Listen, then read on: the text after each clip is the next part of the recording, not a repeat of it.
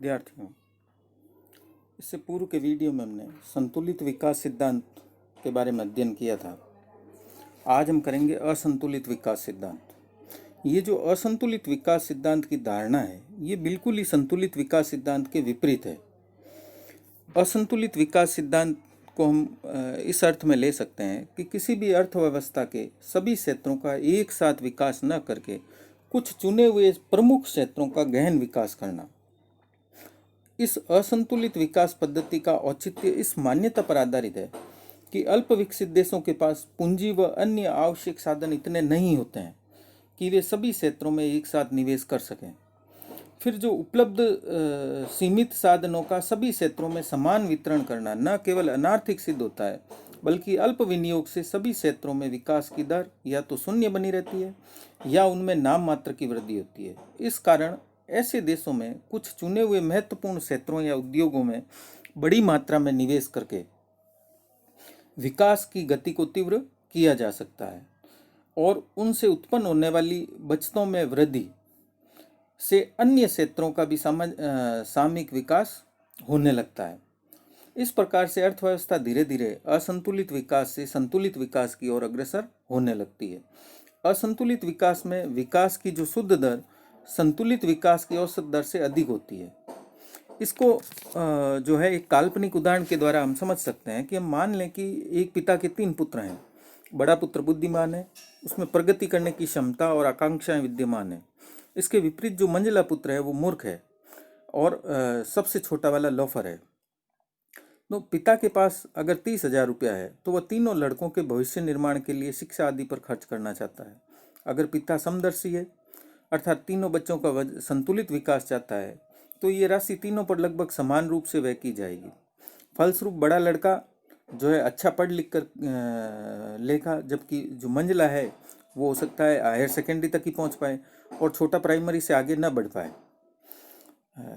इस दशा में परिवार की आर्थिक स्थिति में कोई विशेष सुधार नहीं होगा। हाँ, इसके विपरीत अगर पिता ये सारा धन बड़े लड़के पर खर्च कर देता और उसे कहीं अच्छे इंस्टीट्यूट में जाकर के अध्ययन करवाता तो उसके विकास की पूर्ण सुविधा अगर उसे देता तो निश्चित रूप से वह प्रतिफल जरूर देता। और रही बात अब बाकी दोनों छोटे बच्चों की, तो ये उचित होता कि मंझले को बिना पढ़ाई का कष्ट दिए हुए पहले से ही किसी ऐसे काम में डाल देना, जैसे साइकिल मरम्मत है, मोटरसाइकिल मरम्मत है आदि में डाल दिया जाता और जो छोटा वाला है उसको 4th क्लास आदि का काम करवाया जाता। तो धन के विनियोग को इस व्यवस्था से परिवार की आय में वृद्धि होगी, पहले की अपेक्षा निश्चित रूप से जो है वो ज़्यादा ही होगी। तो असंतुलित जो विकास है उसका भी यहाँ पर यही अभिप्राय है कि हम कुछ चुने हुए क्षेत्रों में, जिन क्षेत्रों में हम ज़्यादा तेजी से विकास करते हैं, वहीं पर विकास के लिए पैसा खर्च करें। प्रोफेसर रोस्टोव ने जो है इस संबंध में ये जो असंतुलित विकास सिद्धांत है इसका प्रमुख रूप से इसको देने वाले हैं प्रोफेसर हर्समैन, लेकिन हर्समैन को इसका प्रवर्तक माना जाता है और इसका समर्थन करने वालों में रोस्टोव है, किंडलबर्गर है, फ्लेमिंग है और अन्य सिंगर हैं, प्रोफेसर सिंगर, ये अर्थशास्त्री इनका समर्थन करते हैं। तो जो प्रोफेसर रोस्टोव ने कहा है कि किसी भी देश में आर्थिक विकास का कार्य कुछ अग्रगामी और आधारभूत क्षेत्रों के विकास के प्रत्यक्ष और अप्रत्यक्ष प्रभावों पर निर्भर करता है। तो वास्तव में इन क्षेत्रों की उत्पादकता में होने वाली वृद्धि ही संपूर्ण अर्थव्यवस्था को गति प्रदान करती है। यानी उनका ऐसा मानना था कि कुछ जो अग्रगामी क्षेत्र होते हैं उनमें अगर हम निवेश करें तो ऐसी स्थिति में वो संपूर्ण अर्थव्यवस्था को गति दे सकते हैं। इसलिए प्रोफेसर रोस्टोव का ऐसा मानना था कि जो प्रावैधिक ज्ञान है, उत्पादन तकनीक है और सीमांत उत्पादकता की दृष्टि से जो क्षेत्र दूसरों की तुलना में अधिक श्रेष्ठ है, सर्वप्रथम उन्हीं क्षेत्रों में विनियोग किया जाना चाहिए। तो इस प्रकार से असंतुलित विकास की पद्धति अर्थव्यवस्था के विकास को स्वयं संचालन प्रदान कर देती है। फिर जो है हम लेते हैं प्रोफेसर सिंगर। जो प्रोफेसर सिंगर है उनका जो मत है वो इस प्रकार से है, वो ये मानते हैं कि कुछ दशाओं में अल्प विकसित देशों के आर्थिक विकास के लिए संतुलित विकास पद्धति को ही उचित माना है, लेकिन तीव्र आर्थिक विकास का प्रश्न मूल रूप से असंतुलन विकास की प्रक्रिया से जुड़ा हुआ है। मांग और पूर्ति के असंतुलन और साधनों के बेलोचपूर्ण होने के कारण विकास की प्रारंभिक अवस्था में विकास का संतुलित ढंग कारगर सिद्ध नहीं हो सकता। इसलिए उन्होंने ये कहा था कि एक अधिक अच्छी नीति यही मानी जा सकती है कि उपलब्ध साधनों को उस प्रकार के निवेशों पर केंद्रित किया जाए जो अर्थव्यवस्था को अधिक लोचदार तथा बढ़ती हुई मांग तथा बढ़ते हुए बाजारों की प्रेरणा के अंतर्गत विकास करने के अधिक योग्य बनाती हो। तो इस प्रकार से अल्प विकसित जो देश हैं उनके लिए प्रारंभ में असंतुलित विकास पद्धति को अपनाना ही सिंगर के अनुसार ठीक है। फिर हम आते हैं प्रोफेसर हर्समैन, जिन्हें इस सिद्धांत का प्रवर्तक माना जाता है। उनका मानना था कि विकास की प्रारंभिक अवस्था में निवेश ऐसे क्षेत्रों यानी पूंजीगत क्षेत्रों विशेष करके में केंद्रित किए जाने चाहिए जो आगे चलकर विकास की दर को बढ़ाने वाले हों। चूंकि आर्थिक विकास असंतुलनों की एक श्रृंखला होती है, इसलिए एक पूर्व निर्धारित योजना के अनुसार अर्थव्यवस्था का जानबूझकर असंतुलित किया जाना आर्थिक विकास का सबसे अच्छा तरीका है।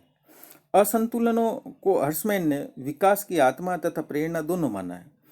इसलिए उनका मत है कि सामान्यतया विकास नीति का उद्देश्य असंतुलनों को समाप्त करने की बजाय उन्हें जीवित रखने का होना चाहिए। यदि अर्थव्यवस्था को आगे बढ़ते रहना है तो विकास नीति का कार्य जो है वो तनाव, व्यय अनुपातों तथा असंतुलनों को बनाए रखना होना चाहिए। तो एक आदर्श स्थिति हर्समैन के अनुसार वह हो सकती है जब एक असंतुलन ऐसे विकास को प्रेरित करे जिसके फलस्वरूप फिर उसी प्रकार का असंतुलन उत्पन्न हो और यह क्रम इसी प्रकार से चलता रहे।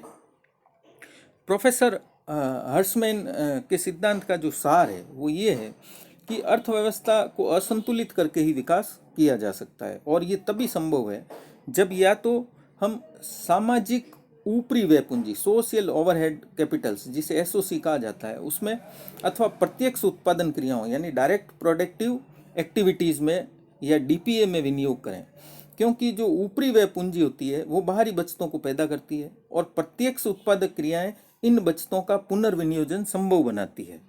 तो इस प्रकार से उन्होंने हर्समैन ने बताया था। तो हर्समैन के अनुसार अब दो तरीके हैं कि हम पहले सामाजिक ऊपरी व्यय पूंजी अथवा प्रत्यक्ष उत्पादक क्रियाओं में विनियोग करें। सबसे पहले हम लेते हैं कि सामाजिक ऊपरी व्यय पूंजी द्वारा कैसे असंतुलन निर्मित होता है। सामाजिक जो ऊपरी व्यय पूंजी है या एसओसी है उससे हमारा अर्थ उन आधारभूत सेवाओं से है जिसके बिना प्राथमिक, द्वितीयक एवं तृतीयक प्रकार की क्रियाएं नहीं चल सकती, जैसे शिक्षा है, स्वास्थ्य है, संचार है, परिवहन है, जल विद्युत है, सिंचाई है। तो ये इस प्रकार के साधन हैं जिनके बिना उत्पादन क्रियाएं नहीं चल सकती और इन पर किए गए निवेश को हम एसओसी कहते हैं। प्रोफेसर हर्समैन का मानना था कि एसओसी में बड़ी मात्रा में निवेश किया जाए तो ये प्रत्यक्ष उत्पादित क्रियाओं यानी डीएपी जो है उसमें निजी निवेश को प्रोत्साहित करती है। जैसे यदि देश में विद्युत शक्ति की पूर्ति सस्ती दरों पर उपलब्ध होने लगे अथवा यातायात की सुविधाओं का पूरा विकास हो जाए तो इससे कृषि, उद्योग और व्यापार के विकास को बढ़ावा मिलता है, क्योंकि इससे इन क्षेत्रों में एक तरफ उत्पादकता बढ़ती है तो दूसरी ओर उत्पादन लागत भी घटती है। तो इसलिए आर्थिक विकास की व्यूह रचना का तरीका ये होना चाहिए कि एसओसी को बढ़ावा देकर अर्थव्यवस्था को असंतुलित बनाया जाए ताकि आगे चलकर डीपीए यानी कि डीपीए का मतलब अभी मैंने आप लोगों को बताया था क्या है। डीपीए का मतलब प्रत्यक्ष उत्पादक क्रियाएं, ताकि आगे चलकर प्रत्यक्ष उत्पादक क्रियाओं या डीपीए में विदेश निवेशों को प्रोत्साहन मिल सके। हर्समैन ने स्वयं अपने शब्दों में कहा है कि सामाजिक ऊपरी व्यय मदों में निवेश का समर्थन इसलिए नहीं किया जाता कि इससे अंतिम उत्पाद पर कोई प्रत्यक्ष प्रभाव पड़ता है। ये तो वास्तव में प्रत्यक्ष उत्पादक क्रियाओं यानी डीपीए को आगे बढ़ाने का एक निमंत्रण देता है। अतः डीपीए निवेश के लिए एसओसी में निवेश का होना अत्यंत आवश्यक होता है। दूसरा फिर उनका हम लेते हैं कि प्रत्यक्ष उत्पादक क्रियाओं से अर्थव्यवस्था को कैसे असंतुलित बनाया जा सकता है। जो डीपीए है उससे हमारा जो अर्थ है वो निर्माणकारी उद्योगों के विस्तार से है। यदि कोई सरकार एसओसी में निवेश करने की बजाय पहले डीपीए में निवेश करती है तो इससे सामाजिक ऊपरी व्यय सुविधाओं के अभाव में उत्पादन की लागतें बढ़ जाएगी और विकास की गति धीमी हो जाएगी। ये बात अलग है कि कुछ समय पश्चात राजनीतिक दबावों के कारण एसओसी में निवेश की मात्रा बढ़ा दी जाए, परंतु इससे समय अंतराल के कारण उत्पन्न लागत वृद्धि प्रभाव को रोका नहीं जा सकेगा। तो इस प्रकार से उन्होंने बताया कि पहले हमें सामाजिक ऊपरी व्यय पूंजी यानी एसओसी में निवेश करना होगा जो आगे जाकर डीपीए को प्रोत्साहित करेगी यानी जो प्रत्यक्ष उत्पादक क्रियाओं में निवेश को प्रेरित करेगी। इसके पश्चात प्रोफेसर हर्समैन ने एक चित्र के माध्यम से, रेखा चित्र के माध्यम से विकास का जो मार्ग बताया, उसमें हमने जो उपयुक्त दोनों स्थितियां ली थी, एसओसी के द्वारा और डीपीए के द्वारा, उसमें उन्होंने दो मार्ग बताए हैं। पहला मार्ग उन्होंने बताया है कि जो एसओसी है कि अतिरिक्त क्षमता के मार्ग से विकास, और दूसरा एसओसी की न्यूनता के विकास से मार्ग, यानी या तो एसओसी ज़्यादा करें या एसओसी कम रखें। इसमें प्रोफेसर हर्समैन का मानना था कि अगर हम इन दोनों में से कोई भी क्रम अपनाएं तो उस क्रम को प्राथमिकता दी जानी चाहिए जो अपेक्षाकृत अधिक प्रबल आत्म प्रणोदी हो। तो इस प्रकार से ये जो रेखा चित्र है आपके सामने, इसमें A1 तथा BB1 तथा CC1 आइसोकोंट है, यानी सममात्रा वक्र, या इसे हम समोत्पाद वक्र भी कहते हैं। हम समोत्पाद वक्र पढ़ चुके हैं, जो डीपीए और एसओसी के उन विभिन्न संयोगों यानी कि मात्राओं को बताता है जिनके किसी भी बिंदु पर राष्ट्रीय आय की कुल मात्रा समान होगी। दाईं ओर का प्रत्येक वक्र राष्ट्रीय आय के उच्च स्तर को बताता है। मूल बिंदु 0 से खींची गई 45 डिग्री की जो रेखा है वो सममात्रा वक्रों के अनुकूलतम बिंदुओं को मिलाती है। इसे हम अनुकूलतम बिंदु कहते हैं, जिनको ये मिलाती है, यानी उनके जो मिनिमम पॉइंट है जो स्पर्श करते हैं उनको मिलाती है। और साथ में ये रेखा एसओसी और डीपीए की संतुलित वृद्धि को भी दर्शाती है। हर्समैन ने विकास प्रक्रिया की नीति के लिए दो मान्यताएं मानी थी। पहली तो ये कि एसओसी और डीपीए का एक साथ विस्तार नहीं किया जा सकता, और दूसरा विकास की ये रूपरेखा अपनाई जाए जो प्रेरित निर्णय कारक को अधिकतम कर दे।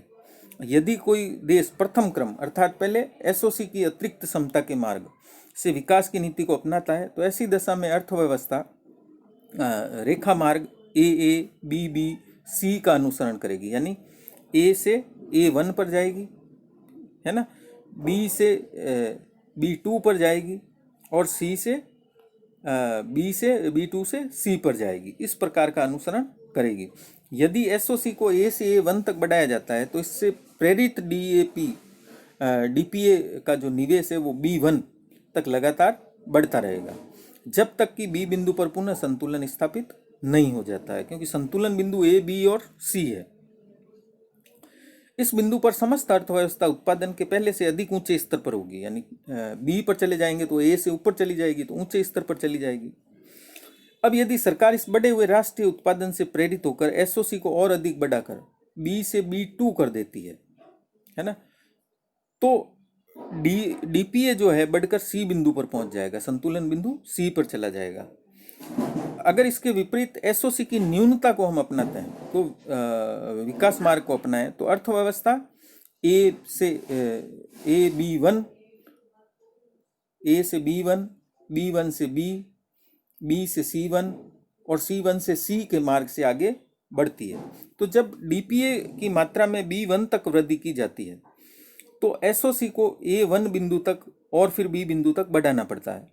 इसी प्रकार डीपीए को आगे C1 बिंदु तक बढ़ाया जाता है तो संतुलन के लिए आवश्यक हो जाता है कि एसओसी भी बढ़कर C बिंदु पर आ जाए। तो इससे स्पष्ट होता है कि निवेश का प्रथम विकल्प अर्थात विकास की पहली नीति जो है दूसरी नीति की अपेक्षा अधिक निर्विघ्न व सपाट है और आत्म प्रणोदी है। पहली नीति कौन सी थी? सामाजिक ऊपरी व्यय पूंजी की अतिरिक्त क्षमता के मार्ग से विकास करना।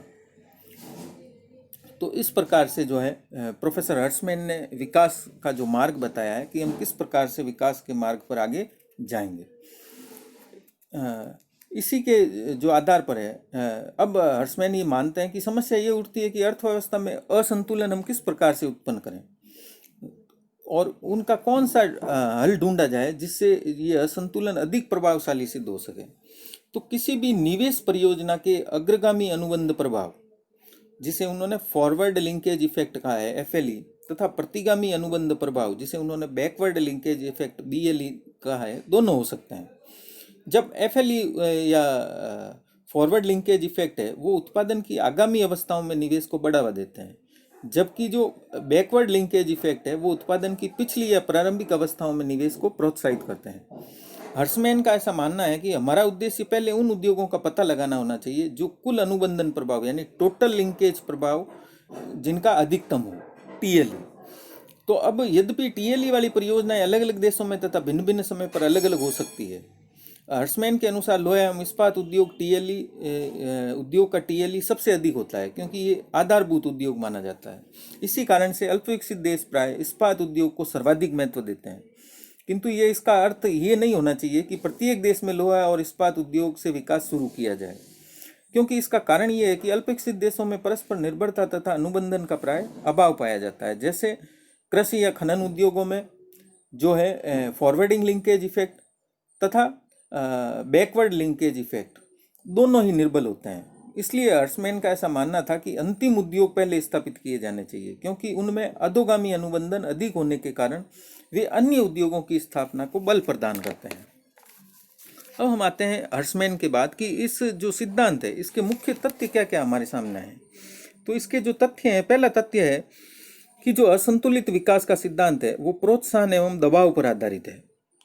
दूसरा, इन परिभाषाओं को देखने से हमें पता चलता है कि विकास की ये पद्धति बड़े धक्के के सिद्धांत को, जो रोजेंस्टीन रोडान का जो बड़ा धक्का है, बिग पुश है, उसको स्वीकार करती है। परंतु उनका मानना है कि ये बड़ा धक्का संपूर्ण अर्थव्यवस्था पर विकेंद्रित न होकर केवल कुछ खास क्षेत्रों में ही केंद्रित होना चाहिए। तीसरा है फिर कि असंतुलित विकास प्रक्रिया विभिन्न प्रकार के असंतुलनों की एक कड़ी होती है। अर्थव्यवस्था में असंतुलन की एक कड़ी दूसरी नवीन कड़ी को उत्पन्न कर देती है, और यही आर्थिक प्रेरणाओं के उत्पन्न होने का मूल सार होता है। फिर है कि विकास की जो ये पद्धति है इसमें निवेश सदैव कुछ विशेष क्षेत्रों में ही किए जाते हैं, जिसके कारण उत्पन्न होने वाले आर्थिक दबाव अन्य क्षेत्रों के विकास को सरल बना देते हैं। और लास्ट की असंतुलित विकास प्रक्रिया में सामाजिक ऊपरी पूंजी यानी एसओसी का विशेष महत्व होता है, क्योंकि सबने माना है कि एसओसी का विकास पहले किया जाना चाहिए, यानी सामाजिक ऊपरी पूंजी का। अब हम आते हैं कि इस सिद्धांत के क्या क्या लाभ हैं। इस सिद्धांत का जो सबसे पहला लाभ है वो तीव्र औद्योगिक एवं आर्थिक विकास। इस सिद्धांत के द्वारा देश का तीव्र आर्थिक एवं औद्योगिक विकास किया जा सकता है, क्योंकि पूंजी प्रदान तथा भारी उद्योगों की विकास दर ऊंची होती है, जिससे देश प्रगति के मार्ग पर शीघ्र आरूढ़ हो जाता है। दूसरा इसका लाभ यह है कि किसी भी देश का आर्थिक मोक्ष अंततः आधारभूत उद्योगों की स्थापना पर निर्भर करता है, जो केवल असंतुलित विकास की प्रक्रिया के अंतर्गत ही पनप सकते हैं। तीसरा फिर इसका लाभ यह है कि असंतुलित विकास के अंतर्गत जब भारी उद्योगों की स्थापना की जाती है तो इससे उपभोक्ता उद्योगों का विकास भी स्वतः होने लगता है, जो सहायक उद्योगों के रूप में माने जाते हैं। चौथा फिर इसका लाभ है कि असंतुलित विकास के अंतर्गत जो परियोजनाएं शुरू की जाती है वे दीर्घकाल में प्रतिफल देती हैं, लेकिन कालांतर में चलकर ये योजनाएं देश की औद्योगिक नींव को मजबूत करके अर्थव्यवस्था को पूर्ण स्वावलंबी एवं आत्मनिर्भर बना देती है। नेक्स्ट है फिर कि अल्प विकसित देशों में पूंजी जैसे साधनों का अभाव होता है। जो बहुत थोड़ी पूंजी उपलब्ध होती है उसे छोटे छोटे टुकड़ों में सभी क्षेत्रों में बांट दें, पर पूंजी का सार्थक उपयोग नहीं हो सकता है। इसलिए सीमित साधनों का सर्वोत्तम उपयोग तभी माना जा सकता है जब उससे मिलने वाला प्रतिफल पर्याप्त हो, और वह केवल असंतुलित विकास के अंतर्गत ही संभव हो सकता है। एंड लास्ट इसका जो लाभ है वो है कि किसी भी देश के आर्थिक विकास की आधारशिला उसकी आधारभूत संरचना होती है, यानी कि यातायात, संचार, जल शक्ति, विद्युत, बैंक, बीमा आदि, इनके विकास पर ही किसी देश का विकास निर्भर करता है। चूंकि जो असंतुलित विकास के अंतर्गत हम सामाजिक ऊपरी पूंजी के रूप में पर्याप्त विनियोग करते हैं, जिससे इन क्षेत्रों का विधिवत विकास होने पर आर्थिक प्रगति की दर तेज हो जाती है। तो इस प्रकार से असंतुलित विकास सिद्धांत के लाभ हैं। अब हम नेक्स्ट आते हैं कि इसकी कुछ अर्थशास्त्रियों द्वारा आलोचना भी की गई है। तो वो आलोचनाएं क्या क्या है। पहली आलोचना है कि असंतुलन विकास की प्रक्रिया, असंतुलन प्रक्रिया की जो है अपूर्ण व्याख्या की गई है। इस सिद्धांत के अंतर्गत अर्थव्यवस्था में असंतुलन को पैदा करना जरूरी माना जाता है, लेकिन जो पॉल स्टीटन है, मायर हैं, उनका ऐसा मानना है कि महत्वपूर्ण प्रश्न ये नहीं है कि हम असंतुलन पैदा करें अथवा नहीं करें, बल्कि ये देखना है कि असंतुलन की जो अधिकतम मात्रा है वो क्या हो, तथा शीघ्र विकास के लिए कहाँ और कितना असंतुलन पैदा किया जाए। तो इस प्रकार ये सिद्धांत विकास बिंदुओं की खोज करने में असमर्थ रहा है, और इसमें विकास की संरचना, दिशा व समय पर उचित ध्यान नहीं दिया जा सका है। नेक्स्ट है फिर कि ये प्रतिरोधों की अवहेलना करता है। क्योंकि यह विस्तार की प्रेरणाओं पर तो ध्यान देता है, लेकिन असंतुलित विकास के स्वरूप जो प्रतिरोध उत्पन्न होते हैं उनकी यह उपेक्षा कर देता है। फिर एक विकास का अपव्ययपूर्ण ढंग है ये, क्योंकि जब हम ये रीति अपनाते हैं तो इसके अंतर्गत फालतू उत्पादन क्षमता को अनावश्यक रूप से बनाए रखना पड़ता है। क्योंकि असंतुलित विकास के अंतर्गत सभी क्षेत्र समान रूप से विकसित नहीं होते हैं, बल्कि कुछ क्षेत्र अन्य क्षेत्रों के मुकाबले ऊंची दर से बढ़ते हैं। अतः कम गति से बढ़ने वाले क्षेत्रों के लिए पूंजीगत उपकरण उपलब्ध तो रहते हैं, लेकिन इनका प्रयोग नहीं किया जा सकता, जो एक प्रकार से साधनों का अपव्यय है। नेक्स्ट है फिर कि जो स्फीतिकारी दबाव उत्पन्न होते हैं, क्योंकि जब हम असंतुलन विकास प्रक्रिया अपनाते हैं तो अर्थव्यवस्था में जो महत्वपूर्ण विकास बिंदु होते हैं या पूंजीगत परियोजनाएं होती है पर बड़ी मात्रा में निवेश किया जाता है, तो उससे लोगों की मौद्रिक आय बढ़ती है, जो उपभोक्ता वस्तुओं की पूर्ति की तुलना में उनकी मांग को बढ़ा देती है, जिसके कारण कीमत स्तर में स्फीतिकारी प्रभाव होते हैं और उपभोक्ताओं को अतिरिक्त आर्थिक भार और मानसिक कष्ट उठाना पड़ता है। नेक्स्ट है फिर आधारभूत सुविधाओं का अभाव। इस पद्धति के लिए उच्च स्तरीय तकनीकी ज्ञान, पर्याप्त शक्ति एवं परिवहन तथा विस्तृत बाजार जैसी आधारभूत सुविधाओं की आवश्यकता होती है, जिनका कि अल्प विकसित देशों में सर्वथा अभाव पाया जाता है। नेक्स्ट एंड लास्ट इसकी जो आलोचना वो की जाती है कि यह अल्प विकसित देशों की क्षमता से बाहर की बात है, क्योंकि ये असंतुलनों को जन्म देती है, जिससे आर्थिक प्रक्रिया में दबाव तथा तनाव उत्पन्न होते हैं। जो आलोचक हैं उनका कहना है कि अल्प विकसित देशों में ये तनाव इतने गंभीर परिणाम लिए होते हैं कि ये विकास की प्रक्रिया को अवरुद्ध कर देते हैं। इसलिए असंतुलनों के माध्यम से विकास करना इन देशों के लिए उचित नहीं कहा जा सकता। तो इस प्रकार से हमने दोनों जो है संतुलित विकास सिद्धांत और असंतुलित विकास सिद्धांत दोनों को पढ़ लिया है। अब हमें ये पता लगाना है कि विकास की कौन सी पद्धति श्रेष्ठ होगी। अगर हम इन दोनों पद्धतियों की श्रेष्ठता के निर्धारण की बात करें तो ये कहना बहुत कठिन है कि इनमें से कौन सी पद्धति अधिक उपयुक्त है, क्योंकि इन दोनों पद्धतियों के अपने अपने गुण और दोष हैं। विकास की इन दोनों पद्धतियों का अंतिम ध्येय है तीव्र आर्थिक विकास करना। अंतर केवल इतना है कि विकास की प्रक्रिया को क्या स्वरूप दिया जाए। प्रोफेसर पॉल स्ट्रीटन जो हैं उनका ऐसा कहना था कि संतुलित विकास और असंतुलित विकास के सिद्धांत के बीच चुनाव संबंधी विवाद उत्पन्न करना निसंदेह एक निरर्थक विचारधारा है। ये दोनों पद्धतियां सही अर्थों में प्रतियोगी न होकर एक दूसरे की पूरक हैं। इसलिए इन दोनों पद्धतियों में चुनाव करने की अपेक्षा हमें समन्वित उपयोग की चर्चा पर अधिक ध्यान देना होगा। फिर भी जो है अल्प विकसित देश हैं उनकी मूल विशेषताओं को देखते हुए अधिकांश जो विचारक हैं वो असंतुलित विकास नीति का ही समर्थन करते हैं, क्योंकि इससे निवेश में वृद्धि होती है। आय जो निवेश की जो वृद्धि है वो आय की वृद्धि से ज़्यादा होती है और राष्ट्रीय आय राष्ट्रीय उपभोग की अपेक्षा ऊंची दर से बढ़ता है। दूसरा जो है भारी उद्योगों को अधिक महत्व दिए जाने के कारण बाहरी मितव्यताएं या बाहरी बचतें अधिक प्राप्त होती है, जो आर्थिक विकास के लिए अत्यंत आवश्यक है। चूंकि विकास की जो प्रारंभिक अवस्थाओं में असंतुलनों का होना अनिवार्य है, इसलिए प्रोफेसर मायर हैं उनका ऐसा मानना था कि जब विकासरत देश असंतुलन से बच नहीं सकता, भले ही वह इसे पसंद करे या न करे, तो फिर जानबूझकर असंतुलन पैदा करना ही अच्छा होगा, जिससे कि तीव्र विकास की संभावना अधिक हो सके। अब इनको देखने के बाद हम बता सकते हैं कि भारत में जो हमने आर्थिक विकास के लिए कौन सी व्यूह रचना को अपनाया। भारत में अगर हम देखें तो पहली पंचवर्षीय योजनाओं में हमने कृषि को सर्वाधिक महत्व दिया था और प्राथमिकताओं की दृष्टि से हमने यातायात व संचार और सामाजिक सेवाओं को दूसरा और तीसरा स्थान दिया था।